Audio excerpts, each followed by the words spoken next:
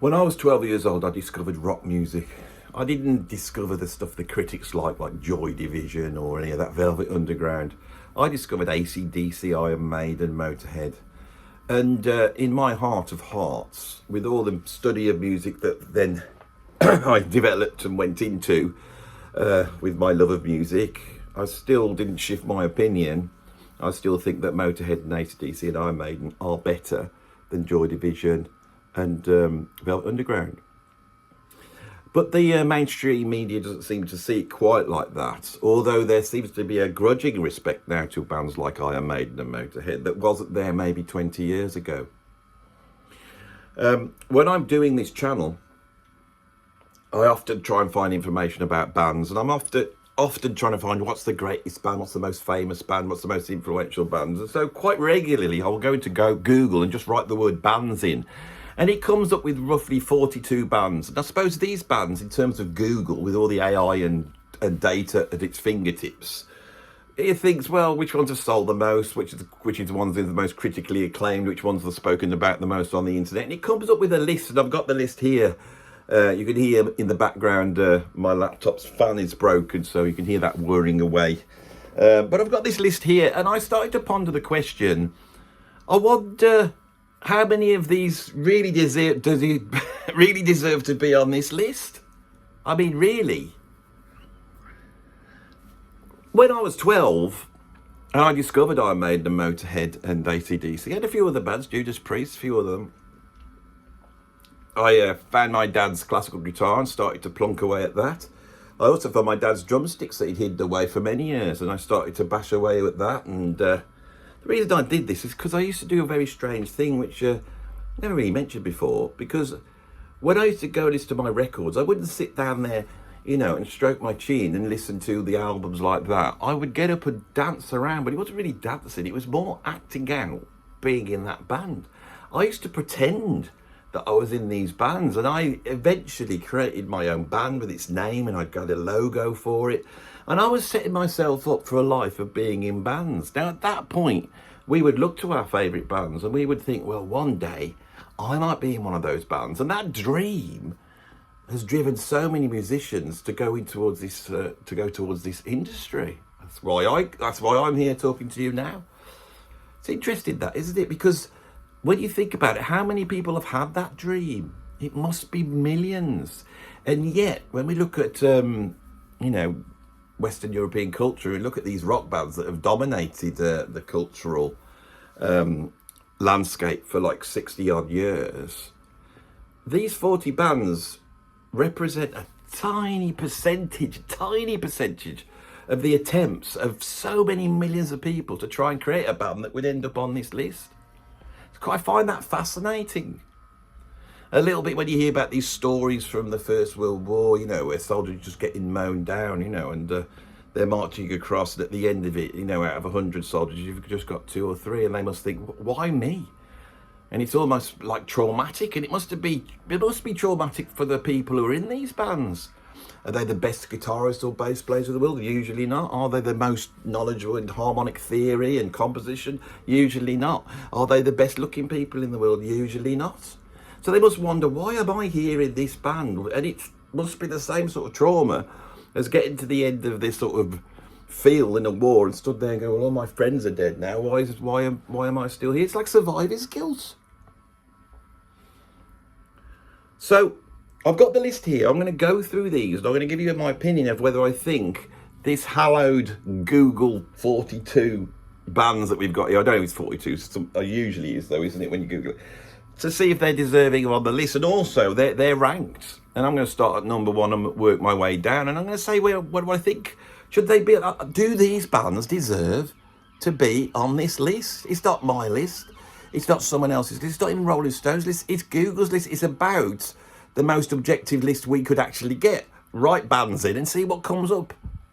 Now, of course, straight up first, we have the Beatles.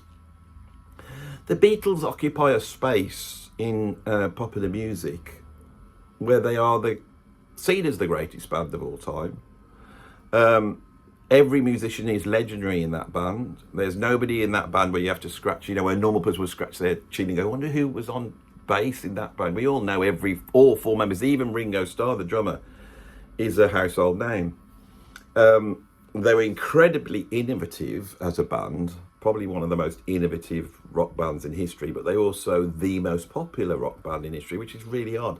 And in that respect, they're incomparable. I mean, who else is like the Beatles? Well, perhaps ELO.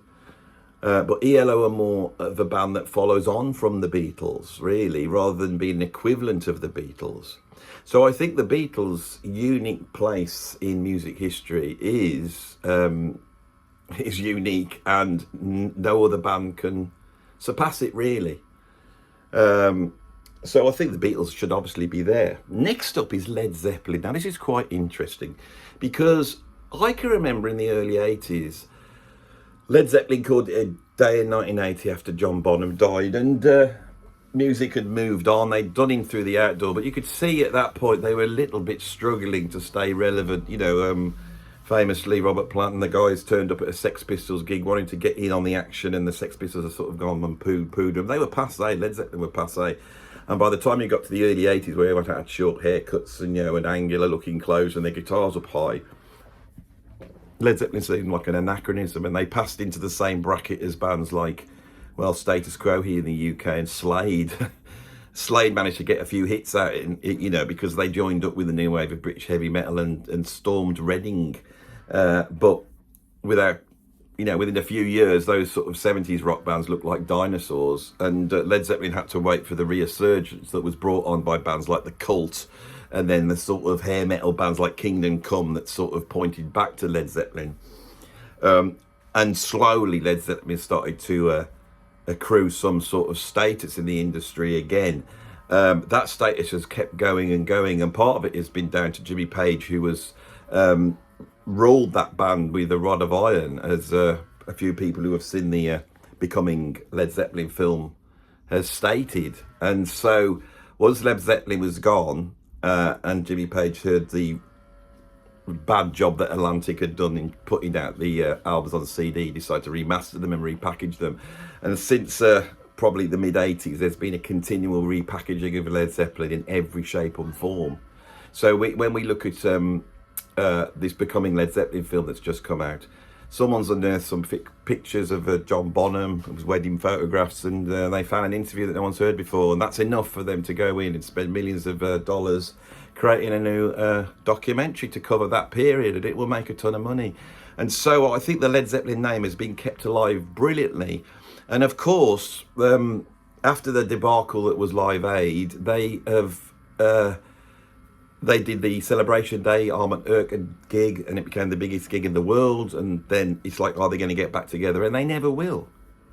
And they never really can, because of John Bonham not being here. And so all that, I think, has pushed Led Zeppelin to becoming almost the biggest, most monolithic band in music history. And that's what they are. The Beatles are quirky and very English. There's a however much they achieve a legendary status, they're very approachable. You feel like Paul McCartney if he came round your house. You know, he would be a laugh, wouldn't he? He's got a certain status. Not Robert Plant and Jimmy Page. They're godlike monoliths, and I think Led Zeppelin have accrued that more than any other band on the planet. So yeah, they've got to be on here. But it's interesting how they've climbed up here.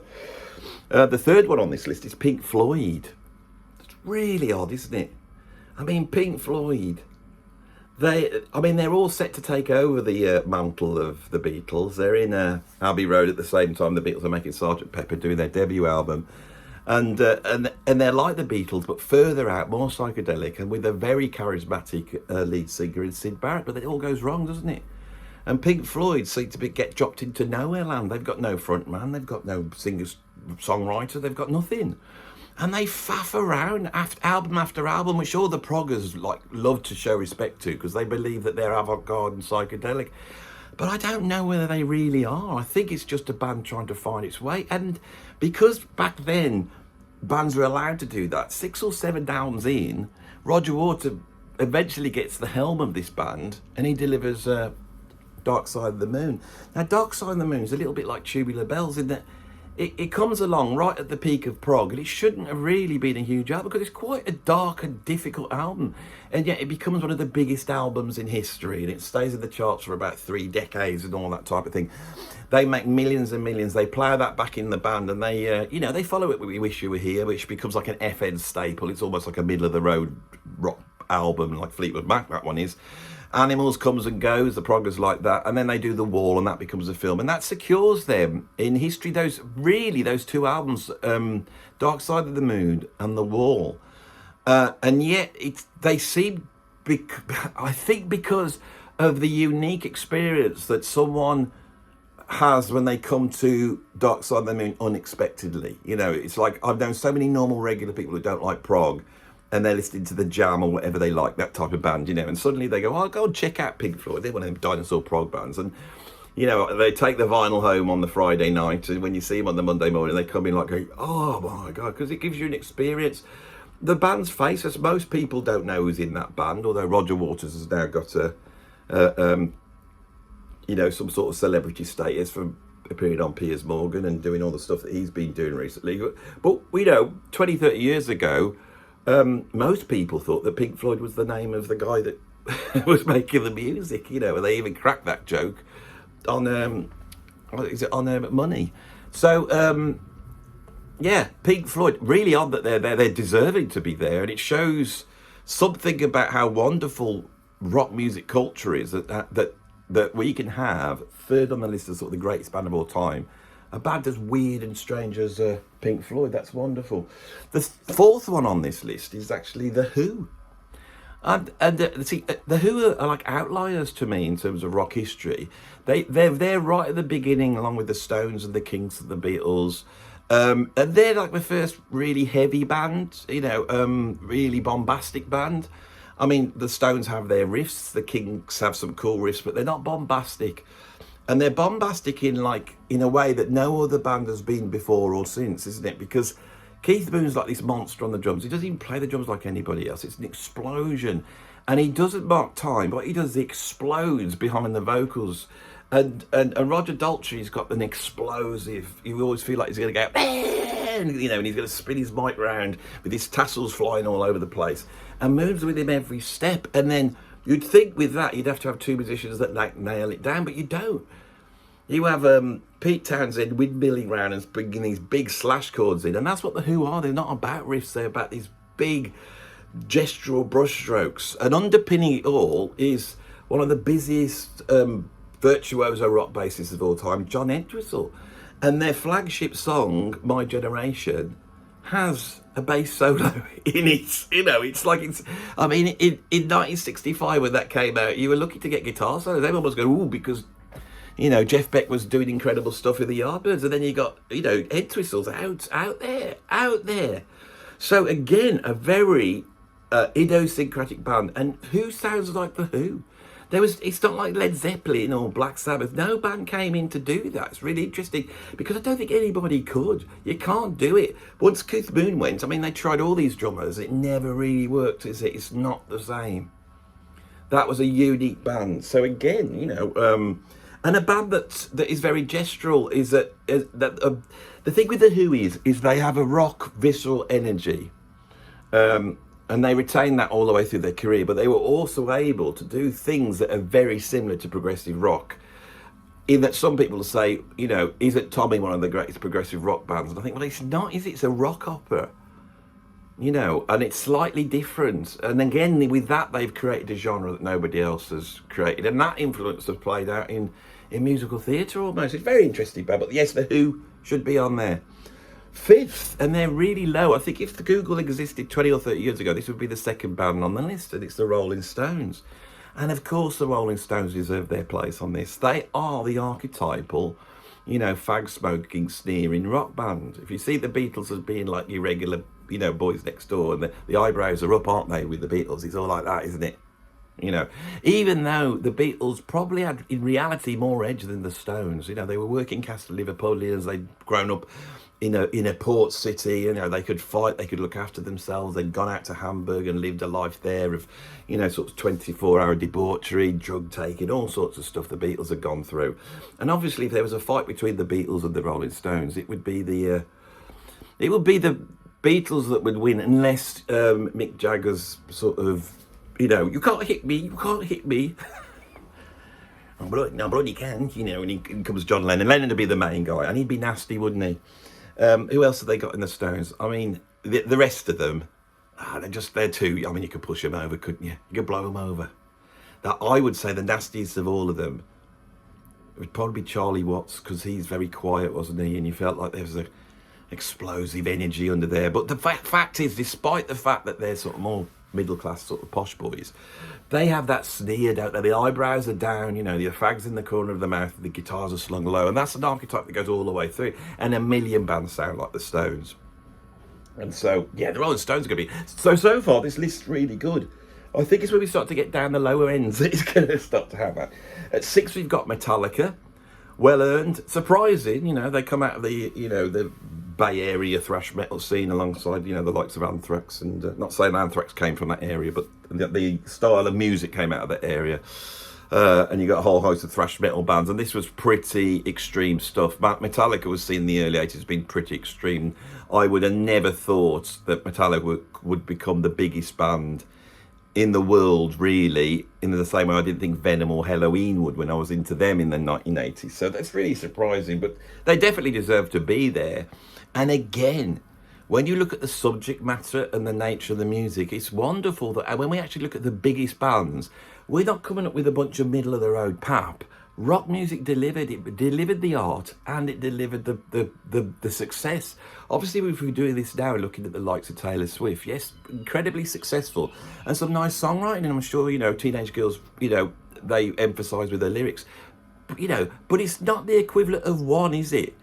She's never going to write the song about having all your senses obliterated in war and living in a sort of black void, you know, which you can't stand anymore, and being tortured in that. It's like with the sound of pummeling double bass drums. It's just not going to happen, is it? It's not going to happen. Metallica should be on the list. And then, right, this is ridiculous. At number 7, below Metallica, below the Stones, is Black Sabbath. Black Sabbath, along with Kraftwerk, they're the two most important bands in rock history. Right, all the rock that we like, everything we grew up, Soundgarden, Nirvana, or whatever it is, even Motley Crue, whatever it is, even Rush, all those bands owe a debt in all different levels to Black Sabbath. There'd just be no heavy metal without Black Sabbath, and there'd be no electronic dance music or any of that stuff. There'd be no Taylor Swift or any of it without Kraftwerk. So Black Sabbath, I think that Black Sabbath should be second only to the Beatles, and I think as time goes on, that will become apparent. Nobody died in Black Sabbath, surprisingly, except for Ronnie James Dio. But Dio is a different thing. But in terms of Ozzy, Bill, and Geezer and Tony, you know, they've got through. It's really surprising. So they never had one of those deaths, because that will often reinvigorate a band at the point where they're sort of dropping out of favour. And of course, Black Sabbath throughout the 80s and 90s do faff around, and they do, I think, you know, rubbish and tarnish the Black Sabbath name with a whole bunch of albums that I wouldn't even class as Black Sabbath, you know. But in the end, you know, they pulled it back together. They got back and did that 13 album, and that's a proper Black Sabbath album. That's an interesting video, actually, is to look at which albums I consider to be Black Sabbath albums. Because there's other ones. There's ones I just don't consider it, especially that one they did with Ice-T producing. Anyway, so Sabbath are too low. They should be on the list. The next one up after Sabbath and is the Kinks. Now the Kinks are a very, very important band. You know, You Really Got Me is really the sort of beginning of British riffy rock. You know, absolutely brilliant. You know, Ray Davies and his brother, brilliant songwriters, brilliant songs. Things like you know, Waterloo Sunset are just as on the same level as the Beatles. Absolutely fantastic. But I'm surprised that they're so high up, because why is it the Small Faces occupying that space, or even the Move, who I would argue would have as good songs, if not even better. Roy Wood is even more of a genius songwriter, I think, than Ray Davies is. But Ray Davies has always been touted because I think there's a certain element that came through British popular music through the likes of people like Paul Weller that looked back to the Kinks and thought they were wonderful. I don't know how many people, you know, are listening to the Kinks in the same way that people are listening to AC/DC now. And of course, AC/DC are the next on the list, and they should be higher, surely. But so far, there's nothing, no band I'm going, why are they on this list? Why? But the next band here, I'm not going to keep going through the numbers, the next band I believe really should not be this high up on this list or even on the list, and it's The Clash. Now, I know a load of people love The Clash out there. For me, The Clash as sort of a later stage British punk band. They come in, they're in the background, they're not quite in it because they're, you know, their background, you know, Joe Strummer's background, he seems to be lurking. And I think what happened with The Clash is the British music press latched onto them because they recognised their own in Joe Strummer. It's middle class privileged punk. And this is a theme that goes through so many bands. We see it with Rage Against the Machine that better not be on this list, you know, because the establishment loves these people, and Britain has always been very fond of a middle-class privileged communist, which is what you've got. I find it quite ridiculous, and when I look at them with their Che Guevara sort of t-shirts on and their berets looking like sort of militant, you know, South American revolutionaries, I just find that whole thing that they made so fashionable and cool. I was working with some black musicians the other day, and they came in. One of them came in with a Che Guevara t-shirt, and it's a cool t-shirt. But I was thinking, God, I don't think he'd like you, mate. Because he was immensely racist, homophobic and violent and vicious. That's what Che Guevara was. And so all that, you know, ridiculous, you know, referencing, which allows people to reference, you know, communism and Stalin and all that, and that crops up, you know, all you need is a black beret and a badge, and you're in that sort of zone. It goes back to The Clash, and I just don't think the songs are there. I don't think the music's there. I don't think London Calling's as good as what people say. I love Rock the Casbah. That's a hell of a track. That is brilliant, and there's a few other ones that are really great. In fact, I think Sandinista's the best album, if not. And I mean, the first one's a good punk album, but there's a million good punk albums. The Clash are here because I promise you, they're revered by the critics, and that fools certain people, and they go out and buy the albums, and they're okay albums, they're good albums. So people listen to this and they go, well, I like this, but because I like The Clash, I now feel like I'm morally superior. You're not. You know, you're not going to listen to a Fleetwood Mac album or something much, much better. They shouldn't be on the list, and neither should the next one on the list, the Beach Boys. Right, the Beach Boys are like, they're brilliant in the early 60s when they're doing their sort of barbershop doo-wop rock and roll. You know, and I Get Around and you know, and California Girls. These are brilliant pop songs, but they just are pop songs. They're on the same level as Jan and Dean. They're a little bit more sophisticated. Of course, Brian Wilson did have a bit of genius in him. And I know people like Pet Sounds here. So let's give Pet Sounds its due and say, yeah, it was pretty important album at that time. And let's say that, you know, Good Vibrations is one of the greatest songs ever made, and it really is one of the greatest songs. So these are all great achievements, but it's patchy. How many albums are there that they've done, and how much filler is there? How, you know, once you get past about 68, they never do anything worth listening to ever again. And by the end of, you know, they are just a joke, producing some of the worst albums ever made. They don't transfer to rock and roll. They don't seem to take on what's going on in rock music. They are an anachronism from the early 60s, and there's millions of them at that point. You know, if you want to go back and check it out, they're not the Everly Brothers, for example, which are way more important and way more heavier, right? Who have that sort of vocal harmony approach. You know, they're not Crosby, Stills and Nash and Young, who are just at another level. What are the Beach Boys? I don't get it. I think what it is the Americans want to have a band. They go, well, I know you got the Beatles, but we've got the Beach Boys. And when they do that, I go, yeah, okay, that's the best you've got. You know, it's like saying, you know, I've got Mike Tyson. Who have you got? Oh, that child. that little girl there is 7 years old. That's who you're offering. Okay, well that's all right then. Let's have the fight. Because if you're wrong, Andy. You're wrong. Paul McCartney came out and said God Only Knows is the greatest song ever made, and blah blah blah. Yes, it's a really really good song. But do you want me to start going on about the songs that are even better than that from that period? Right. So my point is that. Where's Simon and Garfunkel? Why aren't they there? Where's Arthur Lee's Love? Why aren't they there? Is the Doors going to be appearing? All those bands are much more important and greater than the Beach Boys. And there they are. One above the Sex Pistols. Now, I absolutely love the Sex Pistols, and I think they are the punk band. And I think what John Lydon's doing with them has a depth which bands like the Ramones don't have. Ramones is just visceral rock music. And if you like that sort of thing, fair enough. But there's a poetry and there is a drama and there is a performance to John Lydon. John Lydon brought something to the Sex Pistols that was absolutely unique. It's been a huge influence on me, and it's kept me on the straight and narrow. Sex Pistols is like, you think you're making good music, then go and listen to the Sex Pistols, and you have to deal with that aesthetic. John Lydon has really high quality control on his stuff, as you can see when you listen to Public Image Limited. And that has attracted musicians at the level of Ginger Baker, Tony Williams, Steve Vai. All these incredible players have played with him because the music's so incredible. So, yeah, I think Sex Pistols should be there. I do.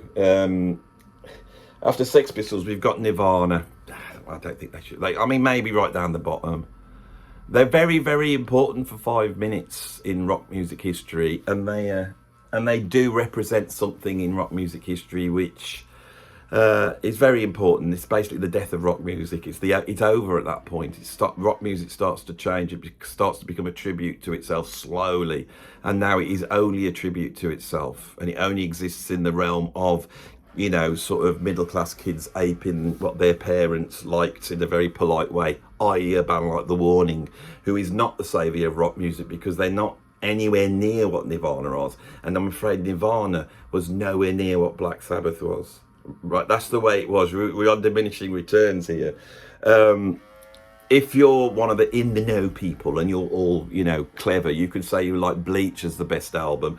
If you're just a mainstream person, you might have Nevermind because it's almost like a pop album. It sold something like 30 million copies.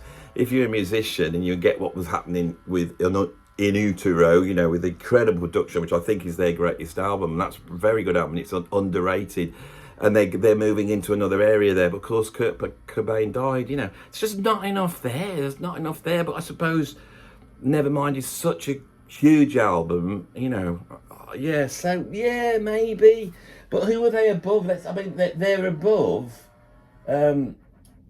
They're above Genesis. Now, this is quite surprising. Of course, Genesis have sold millions and millions of records. And Genesis are there because of what they did in the 1980s. Now, if they've never done all the prog in the 1970s, right, and they just done the 1980 stuff, say they come out around about 77 with, and then there were 3, and that was the band, right?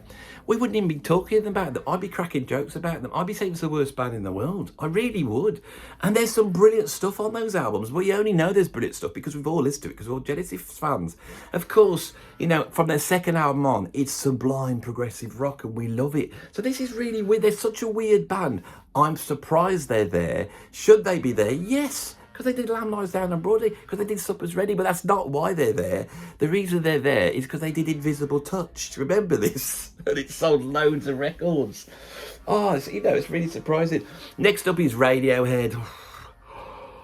I like Radiohead, but it's again, why not Blur? Blur are better than Radiohead. They've got better songs. Why not Oasis at this point? The world loves Oasis more than Radiohead. Why is Radiohead here? There's a certain critical judgment. There's a certain... When rock bands have a certain thing that the Clash have and Radiohead, they just appear higher in our culture. They're a testament to privilege. That's what they are. Brilliant albums. OK Computer is an incredible progressive rock album. Kid A and the one that follows after that's got a Pyramid Song on. Can't remember, but those are my 2 favourite. But we're now moving towards sort of avant-garde electronica, really, and they're able to get away with it again. an album that's done very avant-garde music and yet gets on this list. So yeah, I'll lamb on it for that. The stuff's brilliant. I like Radiohead. It's just, I'm surprised that people put them on the list like they do. After Radiohead, we got Fleetwood Mac. Well, you know, Fleetwood Mac are here because of rumours and well, I can't even remember the name of the one they did, Tango in the Night. You know, it's middle of the road pap, isn't it? But it's bloody good. Rumours is an incredible album. Every song is, I mean, that album is almost perfect. The vocal harmonies, the songwriting, the playing, the production. It's just the best middle of the road music. It rivals the Carpenters for me. It's absolutely sublime.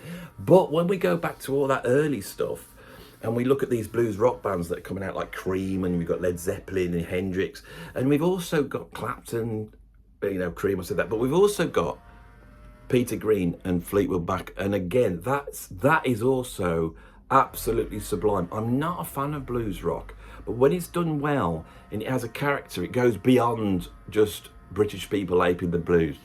So when you listen to Albatross, when I put that track on, I could see the albatross winging his way across the sky, right?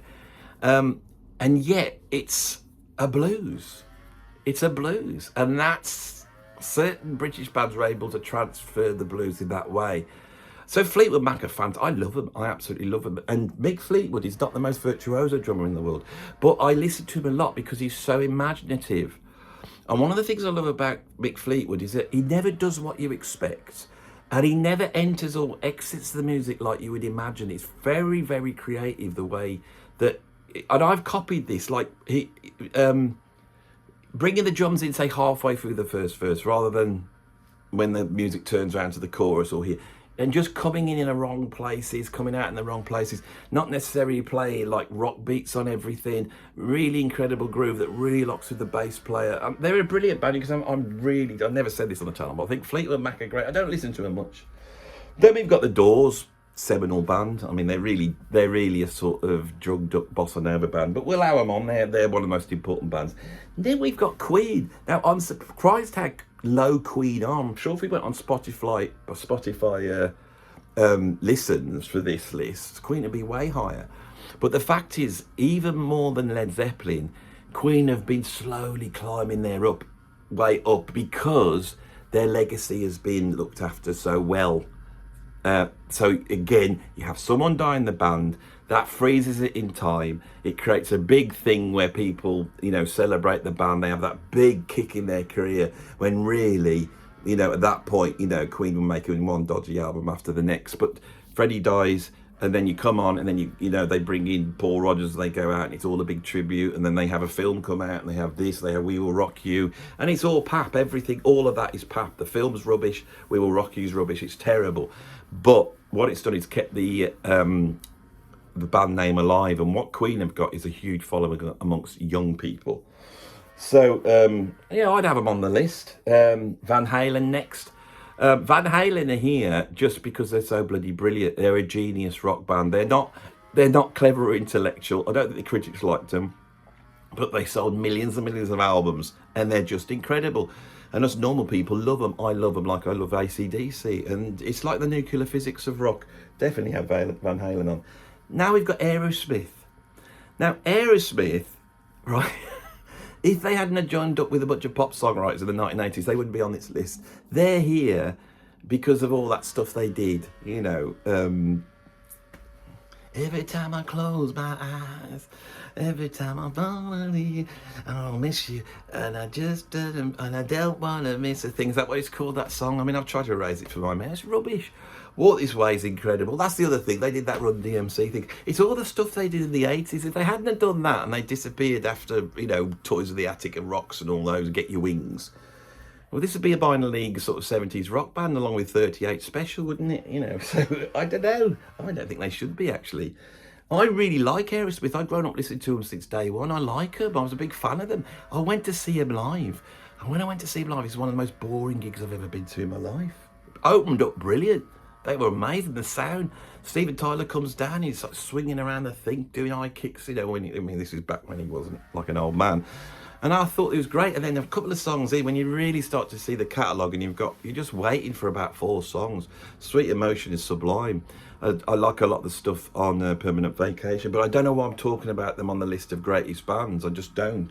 Right? Why aren't ZZ Top here? ZZ Top are way better than Aerosmith, and where's Lynyrd Skynyrd? You know, and I mean, I think Lynyrd Skynyrd are on the list, but you know, that way below Aerosmith, I don't think so. Next up is Guns N' Roses. Guns N' Roses made in the 80s one of the best rock albums in the 80s. So that's it. Use Your Illusion 1 or 2. You wouldn't even be talking about it if that was just those albums, right? And what about like that Spaghetti thing? They haven't done anything. They did one decent album. Extreme have made so many more albums that are good than them, and Extreme aren't on this list, are they? You know, and it's like I don't know what to say. I love Guns N' Roses. I love that first album. It's brilliant. You know, I bought it when it came out. I saw them on that tour. I saw them in '88 at Donington, and they've always been there. And I absolutely played that first album to death. But I do not know why Guns N' Roses have such a huge reputation when, say, White Snake, that came out at the same time in 1987, which was probably bigger. White Snakes aren't not on this list. Why? And what did before that? The albums that White Snake made are unbelievable. Ready and Willing, Come and Get It. They're one of the greatest rock band albums of all time. So why White Snake on the list? They've sold the records. They've got the quality, right? Why? Why Guns N' Roses? Next one is U2. Now I did a U2 deep dive, and I came out thinking, God, they're so much better than I thought they were. So they are brilliant. They were really, throughout the 80s, some of the greatest albums ever made. And then when they start to get to that point where most bands lose it, they come out with Achtung Babies, one of the greatest albums of all time. You know, and even albums like Pop, which I said weren't quite as good, since then I've gone, now they're really pushing the envelope. Really were. And when they did finally become a tribute to themselves, and they did that album, you know, with Beautiful Day on it, it's still absolutely brilliant. You know, I think they're amazing. They should be higher up. Next one up is Blondie. Again, Blondie, you know, one incredible album, Parallel Lines, and then some other good albums, and that's it. But the thing is, she's iconic, isn't she? She's the first blonde bombshell. She takes Marilyn Monroe, she feeds it into rock music, laying the groundwork for a million different pop stars since then, most notably Madonna. But I don't think Blondie should be on the list. I mean, because there's a whole bunch of bands I'm going to go through in a minute that aren't on this list that just should be on this list, you know. Then next one we got is Coldplay. Nah, Coldplay shouldn't be on this list. Can't believe it. That's just sales, isn't it? Next up we got the Grateful Dead. And he doesn't like the Grateful Dead. He never mentions them. I just don't get it.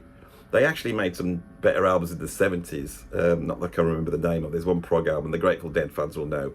Supposedly what I'm supposed to do is get all these sort of bootleg tapes and then have like 100 of them and put them on.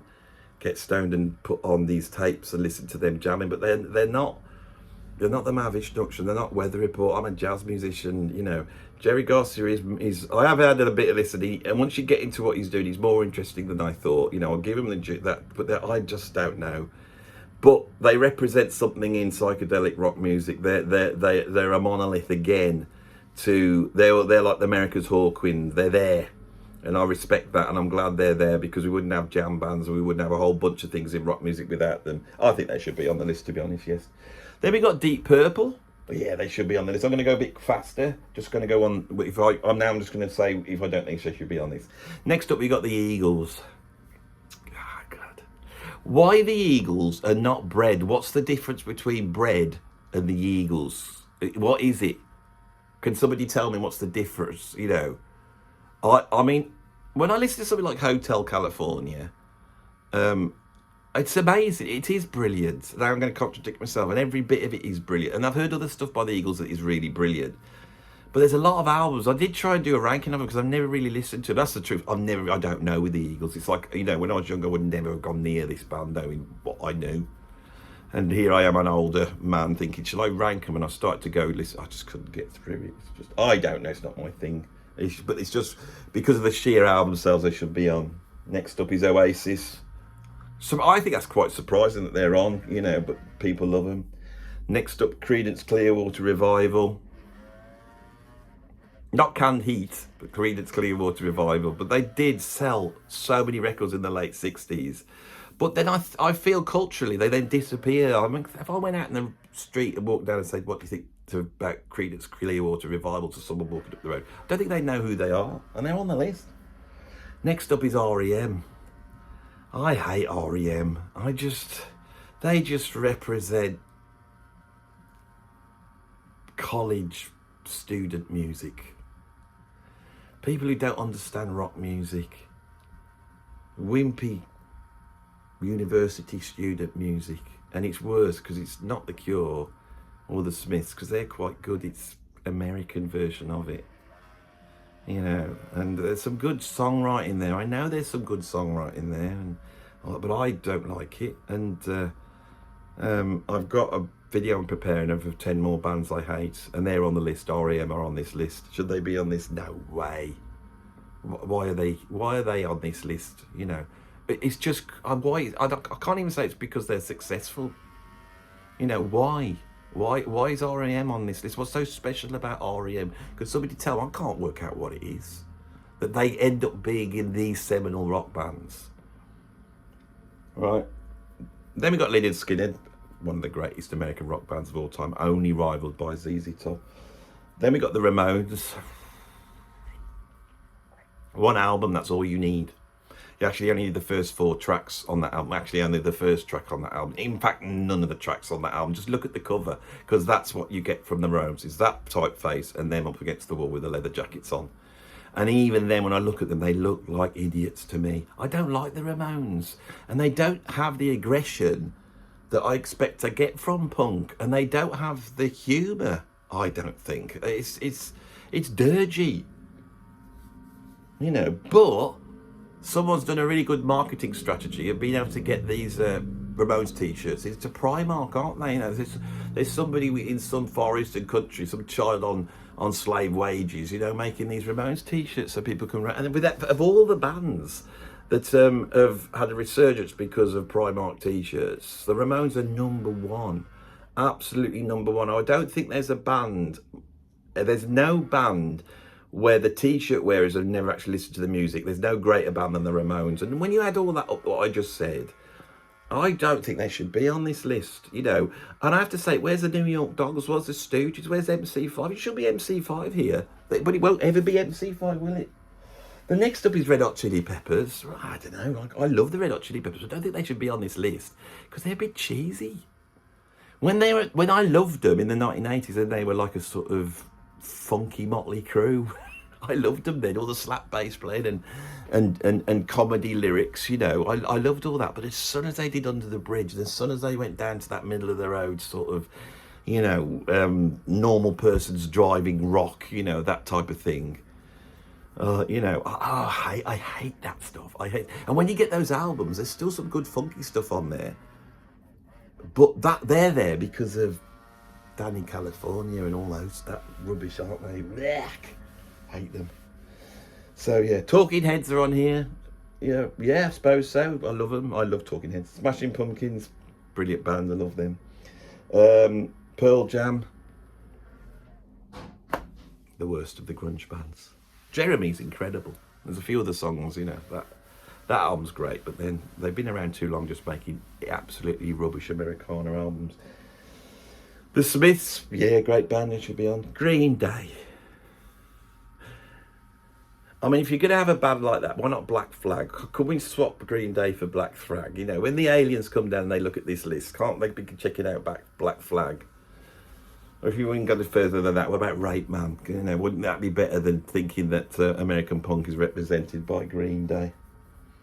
Next up, we got The Jam, fantastic band. I'm surprised they're there, but they're, you know. Iron Maiden, Pickpocket, they had sold 200 million albums, one of the greatest bands, biggest bands in history, really defined the new wave of British heavy metal. You know, they probably inspired more musicians to pick up the guitar and become musicians than any other band on the planet, and yet here they are languishing right down below The Jam. You know, ridiculous, they should be higher up.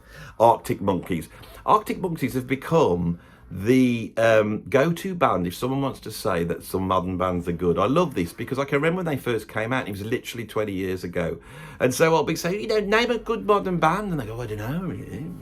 You know, because you could say Led Zeppelin, Rolling Stones, all the bands we've said here, these are all 40, 50 years old. And people go, oh, what about the Arctic Monkeys? They're a good modern band, aren't they? And you know when someone's saying that, especially someone my age, you know that they do not get what's happened to music.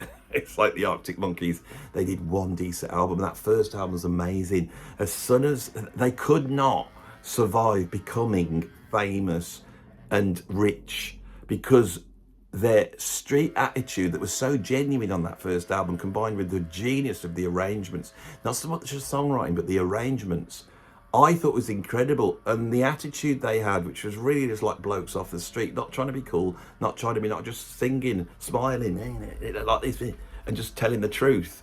And I'm sure they've retained that, you know, but I just don't think once they're rich and they got their mansions, they can't, they shouldn't be allowed to play. AC/DC have got away with that because it's just dirt rock, but not Arctic Monkeys. But should they be on this list? I think so, because we have to have a modern band on with, don't we? And they're probably the most recent band, I think, as we go through here. Them and Coldplay. No, Coldplay have been around for longer. I don't know. Next up is Blur. I absolutely love Blur. Blur are almost like the 90s Beatles. They've got an edge. They can go as dark as and to that territory that's occupied by bands like Cardiacs. They can also write killer pop songs. They basically invented British hip hop with Park Life. They parodied house music and that whole thing with Girls Who Want Boys and things like cigarettes, you know, coffee and TV. Sorry, cigarettes and alcohol. The Oasis, isn't it? I absolutely love them. And if you put the best of Blur on, if you actually put it on, you'll be sat there. It's like getting the best of the Beatles and going, my God, how many incredible songs did they write? So let's have a look. Where are we? We're nearly there now. Not much longer to go. We got White Stripes. They're a great band. They came out at the same time as like the Strokes. The Strokes are rubbish, and I'm glad the Strokes aren't on here. And I'm glad it's the White Stripes because they were way better. And then they seem to pick out a whole bunch of American bands like Killers and all this Mr. Brightside stuff. But the White Stripes aren't like that. They because Jack White understands the lineage and he understands rock music. There's not many people who understand rock music now, I don't think. I think younger people they've been spoilt by that sort of emo rock and sort of the just screamy metal and the whole thing, and they don't understand the dirt that you have to have. Jack White understands it because he goes right. It's like Kurt Cobain. Kurt Cobain was the same because they go right back to Leadbelly. They go right back to Charlie Patton. And a true rock musician has that. You know, Chris Cornell has that. All the great rock musicians go straight back to 1920s. Blind Leopard and Jefferson. You know, make sure my grave is kept tidy or whatever he wrote. I don't think that's quite the title, is it? That's like the English version. You know, could you make sure my graveside is quite tidy? That's the best bit of this video. Dire Straits. Oh my God. Dire Straits are really good. Don't think I don't know. Love Over Gold is amazing. Side 1 of Love Over Gold is so out there. It's so proggy. It's like the Pink Floyd album that you wanted them to make, you know. And Knopfler is a guitarist equal to Gilmour in his approach. And tracks like Brothers in Arms are just absolutely beautiful. You know what spoilt Dire Straits? I'll tell you what it is. Twisted by the Pool and Money for Nothing. Now, I like Money for Nothing when it came out. It's got a drum solo at the start. But then Twisted by the Pool, that's where I started to hate them. And then all the sort of straight people at my school, they got Alchemy, and they would come and they say, you like guitar playing? And I'm sitting there listening to Aldi Meola, and they're slapping this album. They are really good, and Knopfler's the real deal. I don't know, I've done videos where I said they're overrated, they're terrible, and it's because it's easy prey, Dire Straits. Yeah, they should be on the list. I'm changing my opinion on Dire Straits. I think they're good, really, really good, and they deserve our respect. I'm sorry, Mark Knopfler and Terry. I played with their drummer, Terry Williams. He used to have a club down in Swansea or Cardiff, and I went down there with a blues band, and he asked if he could get up and play drums, and he did, and I think I shook a tambourine, you know, so... I got sort of the claim to fame I've got there. The next one is Sonic Youth. Sonic Youth are incredible. Thurston Moore's incredible. I think he's got middle age. He's got some bad opinions, so I think they're going to go out of fashion now. But they were always like the critics' darlings, weren't they? And if you say you like Sonic Youth, you're a cool person, aren't you? You know. And so, but it's incredible that they're on the list. But they're on the list because the critics like them. I mean, if it was more British centred, you'd swap them out and you'd put the Fall on, wouldn't you? And I can say, well, where's the Fall? I hate the Fall, right? But when they're good, because I'm being honest on this video, I'm not doing a ranty just trying to make you laugh. The Fall are pretentious, right? Marky Smith, nasty piece of work, and not nice. Not nice in the but he's nice really in a punky way. Now he's just a horrible alcoholic, nasty person. And when they're good, they're quite good, you know. But the critics love them, and that's why they're there. And I can't stand that. I hate. You could tell that this is, you know. But they're not even on the list. Next up, you got Jefferson Airplane. I mean, why are they there for? I mean, they were a big band in the 60s. They had their time. They did I Want Somebody to Love, and they did White Rabbit, and that's it. Jefferson Starship on there. We haven't got We Built This City on Rock and Roll on here, have we? Next up is Beastie Boys. Not a band, are they? If you're going to have Beastie Boys on, then where's Public Enemy? And then let's just fill it up with all the good rap groups. So don't know why they're on here. Shouldn't be on there. Not allowed because they're not a band. Of course, we get Joy Division, their critics' favourite, isn't it, Joy Division? People, they love Joy Division, don't they? Around for 5 minutes, the love will tear us apart, you know. It's like, they're a bit like an updated Velvet Underground, you know. Art students can listen to it and go, oh my God, we could form a band and be cool and not have to play the guitar, you know, because they're that type of band, aren't they? Ian Curtis, sorry, doing that. I mean, Buster Bloodvest still used to do the same dance. He's not on the list, is he? You know, where's Bad Manners? They haven't even got Bad Manners on the list. Right, next up, Soundgarden, one of the greatest rock bands in history, possibly the greatest rock band since 1990. They got some rhyming Pantera I'd put against them, maybe. They're not on the list. The Soundgarden are on here, very low though. And then, of course, we get Rage Against the Machine. That debut album's incredible, absolutely brilliant. And then they bring out Evil Empire, which is just like the first album, not quite as good, but it's pretty good. And then they bring out the third album, I can't remember the name title. Yeah, it's all right, they do those 3 albums. That's it, then they're gone, right?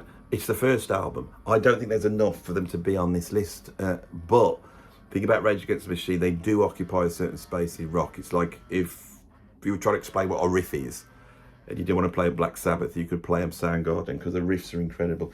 And then right down the bottom, last of lost least, we've got The Cure. It's all the critics' favourites, isn't it? So where is ELO?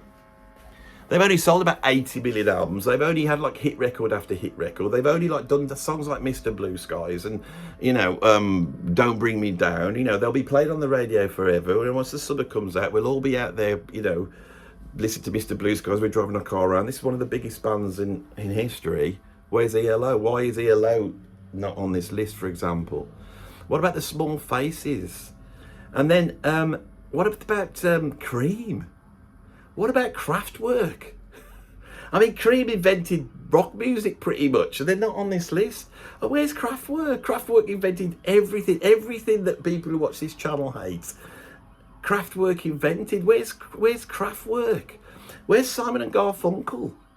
You know, are they not classed as a band? You know, where's Crosby, Stills, Nash and Young? They're a band. Why? They're incredible. I hate all that Americana stuff, but that album, you know, with Guinevere on, is just absolutely incredible. Incredible, right? Who else has not made this list that should be on this list? Judas Priest, pretty much invented heavy metal, sold 1 million albums. What about bands like Earth, Wind and Fire? What about the Jacksons? Where's all the black bands that got black people in them? Where's those bands? You know, where's Parliament Funkadelic? Why aren't they on the list? You know, I don't get it. Ohio Players, maybe they're not big enough to be on, but the other ones should be on. Earth, Wind and Fire should be on. Sold millions of records, done 1 million brilliant songs. They're like probably the best actual band in history. You put the live album on, your jaw just goes, my God. You know, it's like the playing is incredible. The production's incredible. If I really want to just be blown away continually by music, it's not Coltrane I listen to. It's it's Earth, Wind and Fire, and every time I put them on, I'm just like shocked at how bloody incredible they are. What else? What back from the 80s? What bands? Talk, incredible band. Why are they not on here? You know, Tears for Fears, they've probably written more songs. I don't know, maybe not them. What other 80s bands have we got that I'm not thinking of? If put in the comments. You know, I know YouTube, you're supposed to do this, get the algorithm going, but I genuinely mean it this time. Put in the comments some of the bands that you don't think were covered on this here, that you think should be covered. And it's not because you like them, because they really do occupy a greater cultural space, because that's basically what these bands do here. The bands that occupy a greater cultural space. If you could do that, that would be interesting.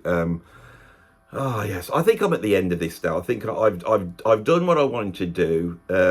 I wanted to critique that, and I've done it. And I haven't done it in a jokey way. I've tried to do it seriously. I'm trying to do a bit more serious content again. I got too much comedy going on recently, and I start to think, what am I here for? Or, you know, I'm not bloody, you know, Richard Pryor or Eddie Murphy, am I really? I'm a bloody rock and roll drummer, so I thought I'd get back to doing the thing I'm supposed to be good at, which is talking about music. And I wasn't able to get over to my studio today, so as you can see, I've done it in one of the bedrooms here at home, so I hope you don't mind that. It's like this proper YouTube, proper raw YouTubing this is. You've got to get back and do this every now and then. iPhone, right, lent against a book, bedroom in the background, not tidied up, mess everywhere, and still you can come on. I'm not going to do any editing on this. It's raw, and this one should get a lot of views if I can get the thumbnail and the title right. So you have to understand how YouTube works. Sometimes it's nice to do all the bells and whistles, but sometimes it's nice to just come on and talk into your phone, pick up a subject like that, really general. I've covered so many bands on this one. It's a good video, this one. I'm glad I've done it. And again, I can't go to my studio today. I've got like a bunch of appointments, so I'm sitting at home waiting for someone to come round. And then I had this idea, so I got up and I've done it, and it's incredible. I didn't even have a conception for this, you know, 2 hours ago, and here we are. It's out and it's done. See how many views it gets now. Well, it's only going to get some good views if you put a like on it and subscribe to the channel, which you should do now. And if you want to support me, it's all down below. Check it all out. Patrons, you know how it all works. PayPal, tip jars. You can put money in here. I don't know. All the things that exist in the world that are good, that get me money. Right, I'm finished. Thanks for watching. See you on the next one.